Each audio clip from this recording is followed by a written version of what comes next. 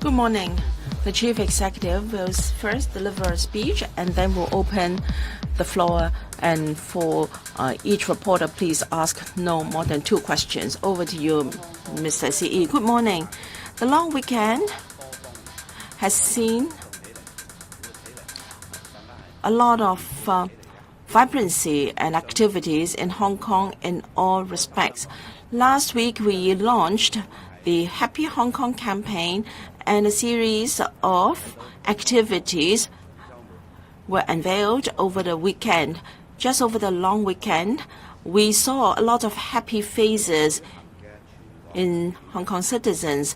The Hong Kong Cinema Day on Saturday cost only $30 per ticket, and many cinemas had full house, and then 222,000 spectators were attracted to cinemas, and 3 times the ordinary turnout. And in April, it was really a record high day. And then 44,000 already attended the Happy Hong Kong Gourmet Marketplace, which opened in Hong Kong Exhibition and Convention Center. Will continue to have a number of activities. For instance, this weekend, the Gourmet Marketplace will be held in Sha Tin, and further on, it will be held at Harbourfront Vessel of Kwun Tong. And the AFCD will have 4 carnivals of Hong Kong Farm Fest. Happy Hong Kong has brought joy to Hong Kong. I'm pleased to see the smiles of Hong Kong people, and I am pleased to see how our economy and also consumption has increased. Just last Saturday, there was the 5-day Golden Week of the mainland. On Saturday and Sunday together, over 760,000 visitors came to Hong Kong, and over 320,000 were from the mainland. Now, there are still 2 more days left in the Golden Week of the mainland. We expect that throughout the Golden Week of the mainland, over 600,000 mainland visitors will come to Hong Kong.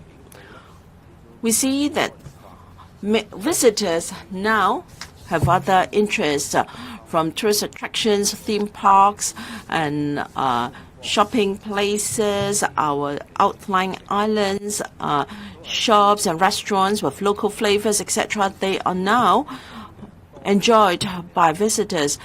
This shows the diversity Hong Kong can offer, and also our soft power. M+ Museum saw 19,000 visitors, and for the National Palace Museum, 7,300, record high of daily visitors since they started operation. In the past few days, many tourism sports enjoyed a good order. For instance, some local people are saying that the tour groups, when they ate in To Kwa Wan and Hong Kong, the situation has been much improved because some tour groups have gone for meals in other parts of Hong Kong. The places are in good order, and I thank the tourism sector for their hard work.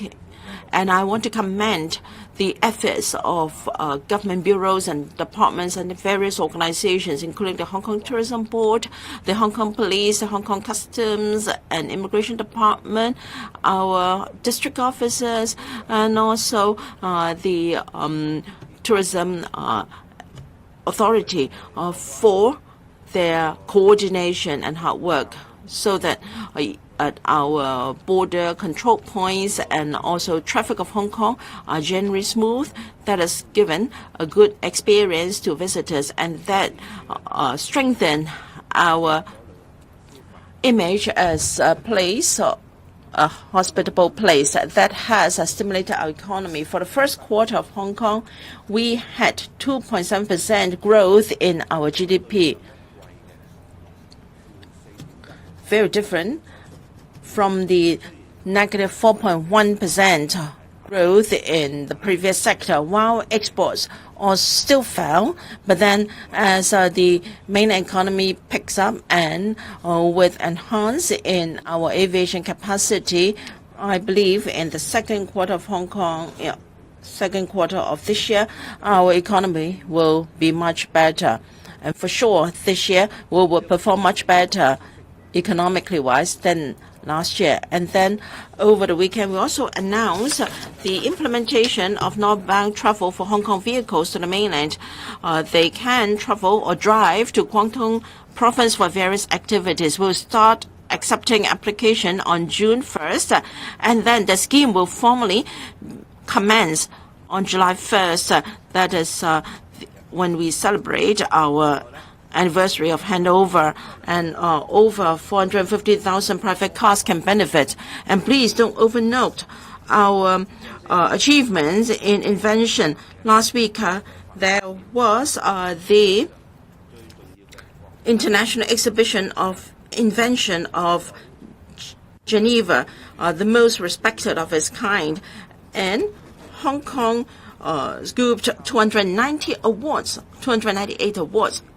close to 300. Last year we got 200, and this year we have got 1.5 times of what we won last year, and 5 to 6 times of what we got 6 years ago in 2017. There are 2 major awards and 2 special awards, and also a few more special commendation, etc. This goes to show our potential in invention, and we are strengthening our capacity, and we have won international recognition. So while we reflect on our inadequacies, we must be confident in ourselves. Our innovation and invention ability is very strong. So long as we are willing to break our bottlenecks and we work hard, then we can compete with other cities and other places. Thank you. Now I open the floor.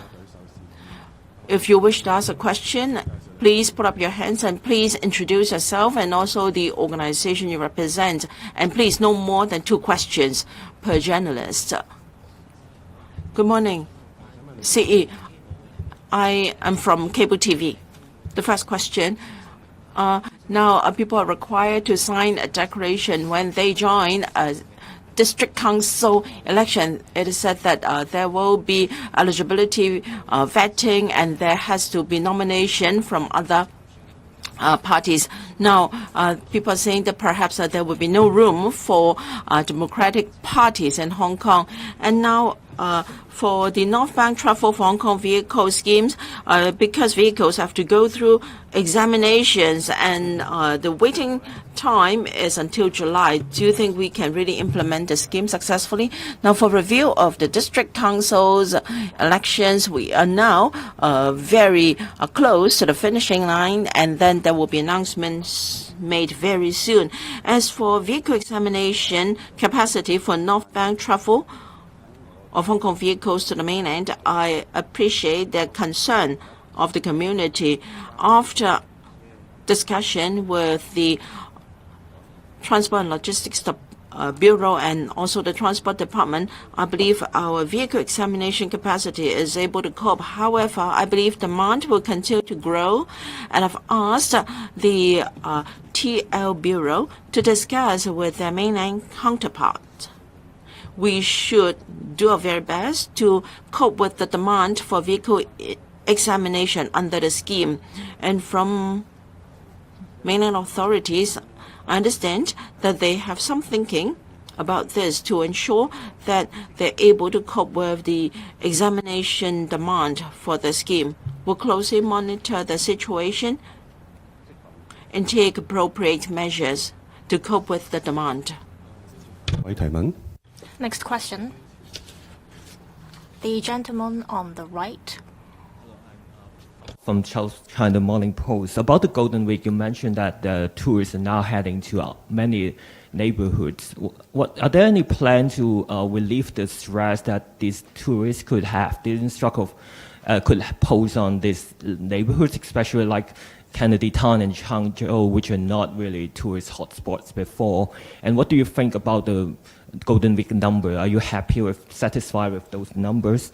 And also, we have reported that more than 30,000 students have left local schools in the last year, which is 10% up from the previous years. Is that a worrying trend for you about the drop in students, the number? And will the government do a new round of assessment in the long-term impact on Hong Kong's population pattern because of the migration wave and also the drop in student numbers? Thank you. Regarding tourism and regarding tourists' very diverse choices of what they want to do in Hong Kong, in fact, this is a welcome sign. Hong Kong always emphasizes on its attraction to tourists in many regards, with not just favorite shopping spots, good theme parks. We also have country parks and a lot of different outlying areas where we think are very attractive to tourists. So I am in support of diversity and creating more attractions for tourists to come.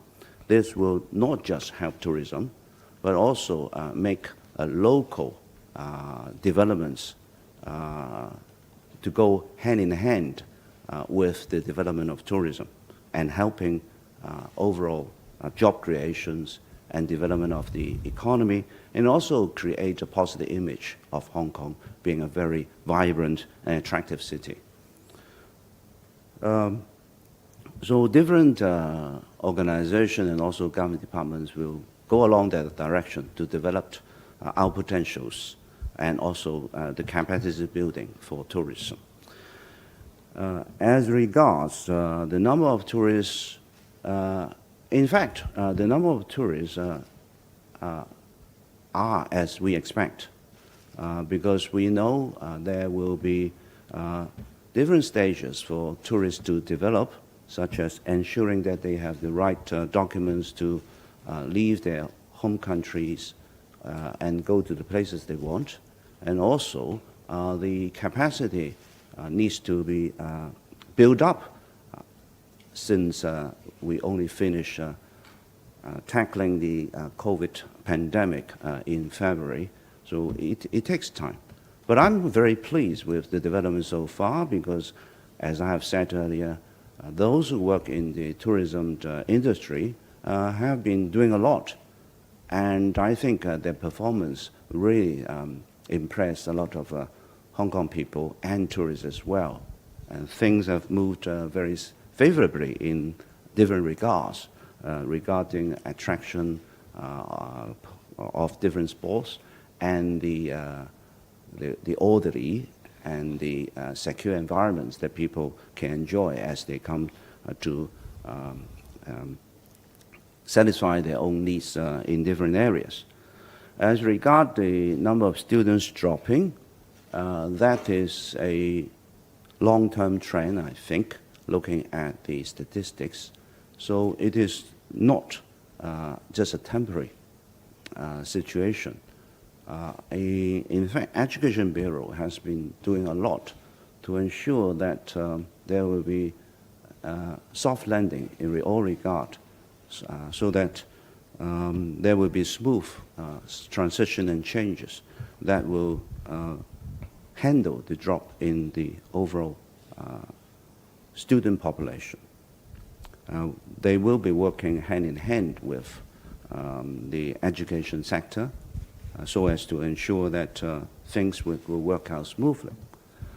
And as regards people going in and out of Hong Kong, this is, I think, a quite frequent pattern of in and out that Hong Kong has been facing over the years. And we think that Hong Kong, as we have now resumed normal travel with the mainland and also fully connected with the world, there will be a lot of people thinking of settling in Hong Kong, And also, if they have, for various reasons, left Hong Kong, there will be good attraction and good reason for them to come back. So we'll be monitoring the overall situation and we'll plan our policy accordingly. 時間關係呢，我哋答今日最後一位記者提問嘅作。Due to time limit, we'll take the last question. The gentleman at the front, please. Good morning. I'm from Phoenix TV. I'd like to ask about the Golden Week holiday. We saw a number of tourists coming to Hong Kong. Some of the tourists seem not to be adapted to the payment methods in Hong Kong. They don't know how to use the octopus card, so a lot of places saw queues of tourists waiting to pay. I wonder if there are any mitigation measures in place by the government.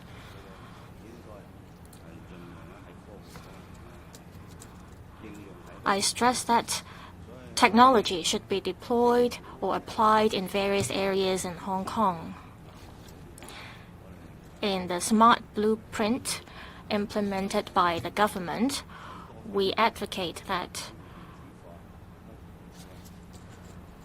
there should be digitalization or electronization in terms of processing payments in Hong Kong. Our goal is that within 2 years, everything can be electronized in terms of applications.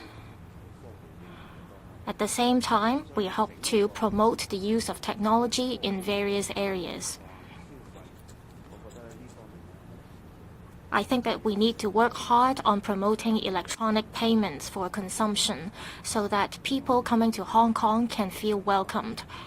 I will ask the relevant government bureaus and departments to do more to promote this effort. We strive to develop smart city and we hope to improve our efforts in this regard. Thank you.